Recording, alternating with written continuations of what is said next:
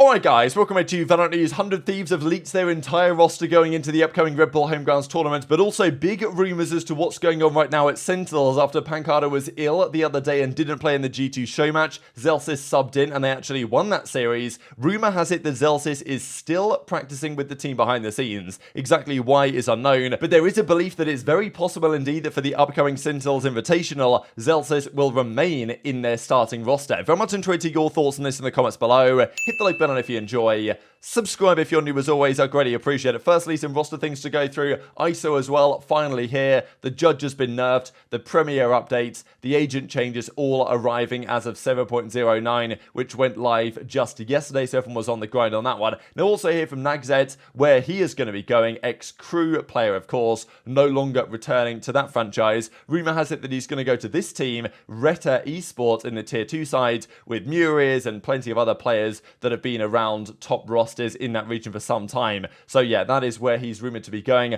I guess we'll see over time whether that actually turns out to be true or not. Now, Zeta Division, they confirm pretty much the final members of their team to round things out. The quality of the production on these videos is pretty impeccable, I'm not going to lie. Like, the way they put this together, everything they did here, the highlights they brought up, and even at the end of the video here, like where they've got these things scrolling up, I thought it was very well done. And yeah, so here we go. They've brought in Carlisle here as their new head coach, Uran, and also Hero Ron as well to round out the team. So as we can see, Laz, Depth, Sugar Zero, Hero Ron as we saw, Uran, Carlisle now as their head coach, and then Junior and Crow rounding out the team. So that's Zeta going forwards. What actual roster they're going to enter to play in the upcoming Red Bull Homegrounds, I guess we shall see shortly, because the question marks on the Red Bull announcement the other day were from the 100 Thieves team rounding out that roster, and also what's going on in Zeta Division as well. Now, speaking of 100 Thieves, this was talked about last night by Sheep Esports, right? So this is like Wooloo, who's the League of Legends guy. He started up an actual kind of a proper publication in a way. And Alejandro here puts together this article for them yesterday. 100 Thieves has reached a verbal agreement with Nature and EU.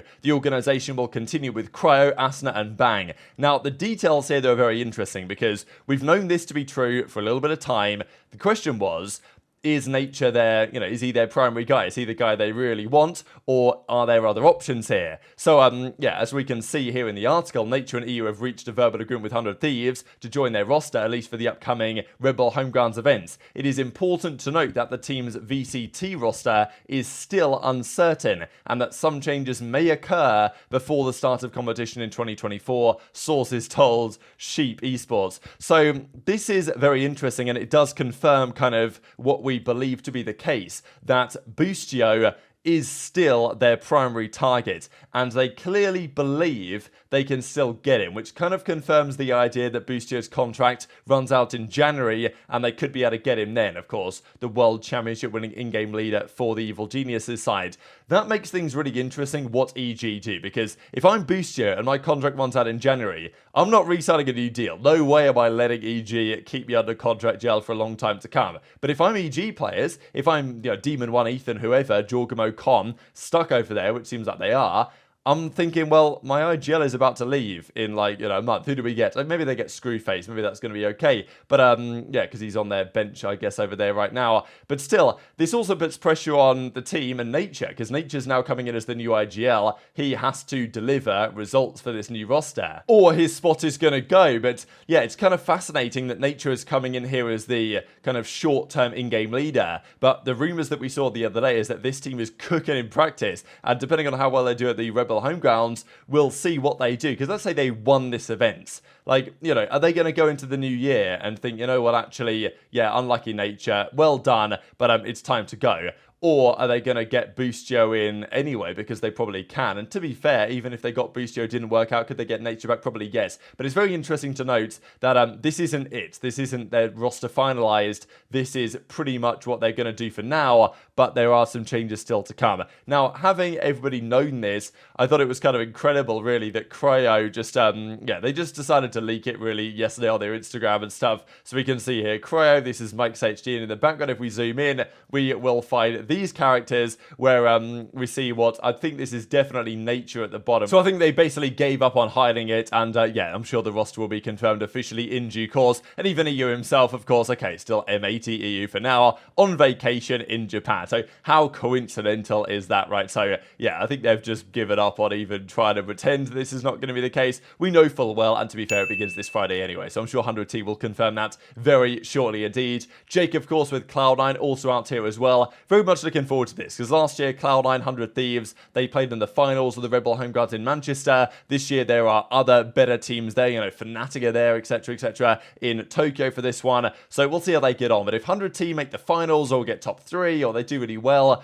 then it's going to definitely raise the question as to whether this is, well, Nature should be their long-term IGL, but there's a difference between doing well in practice and scrims and actually delivering on the main stage in front of a top team, which is where you're always going to give Boostio the benefit of the doubt in that scenario if he is an option, which it seems like that he probably is. Now let's dive into this Sentinel stuff, because on Friday the RBHG Home Grounds begins, but until then, starting today, we have the Sentinels Invitational beginning today, going through to Friday. $20,000 on the line, and they play, you know, 3 teams, the Moist Shopify guys, the Oxygen guys, and of course G2. And it was confirmed here in the replies that they play Moist Shopify today at 2 p.m. Pacific as the first game that they play of this selection of matches in the Invitational. Cool stuff. Now, lots of questions on which roster they're going to field. When they played Moist Shopify in that show match, they had pAncada and they lost that series. When they played G2, pAncada was unwell, Zellsis came in and they won that series. They looked somewhat better in that series than they did previously. So it raises the question, will Zellsis stay or will Zellsis not be there anymore? Will he not play, or what's going to go on? Because Zellsis has made it quite clear he could have played this year. He could have joined Cloud9. He was very close to doing so. He made the decision to go to Sentinels, better for his brand, but he's made it quite clear that he does want to play, ideally, for Sentinels in their starting team. He appreciates that that's not a guarantee at the moment, and it might take some time before that can actually happen again. But still, it's something that they are considering. And James have said a couple of days ago now that should have news about this soon, whether Zellsis is going to stay. And therefore, as of yesterday, he then tweets this out. So James knows a lot about what's going on right now behind the scenes in practice. And now there's a few reasons why pAncada might not have been playing in practice over the last couple of days. But you've got to think that if pAncada's been out of their scrims for a few days now, how likely really is it that he's going to step back in and play for them come the matches today and for the rest of the week? I would say somewhat unlikely. So James says Sentinels are still practicing with Zellsis in their lineup, potentially opening opportunity for him to play in the Invitational tournament. pAncada is not currently spotted with the team. Now, just to note, because I'm sure a lot of you guys will be thinking about it, pAncada's birthday was yesterday, October the 31st, 99, so happy birthday, happy 24th to pAncada. But it's okay, maybe he went back home, I don't know, or maybe he just took the day off. Fair enough. But so that is one potential caveat. And he was unwell the other day when they initially replaced him when they played the match. But you would have thought that if he was, unwell last week, he should have been okay for now. And okay, it was his birthday yesterday. But for whatever reason you want to say, whether he's unwell, whether it was his birthday, whatever, Zellsis has been practicing with Sentinels, to the best of our understanding, over the last few days. So that being the case, would they then decide one day before the show match or on the day of the Invitational game with 20k on the line to put pAncada back in for Zellsis? Maybe they will, but quite possibly they wouldn't, right? And it's definitely a plausible situation. And as James says, could be getting a visa, could still play tomorrow. But the team has not been training for now, and yesterday has not been training and not been practicing with pAncada. So definitely raises a big question.